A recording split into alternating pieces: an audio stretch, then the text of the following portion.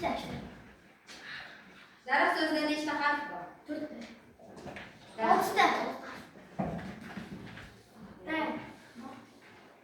Yozuvchi so'zida nechta undosh bor? 2 ta.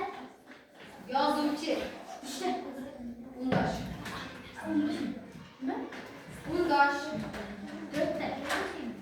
yozuvchi,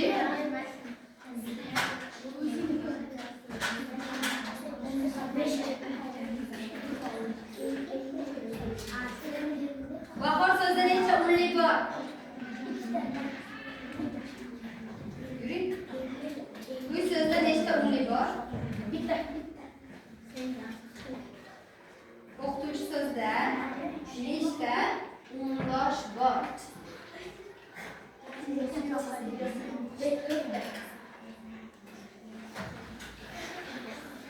Test so'zining zid ma'nosi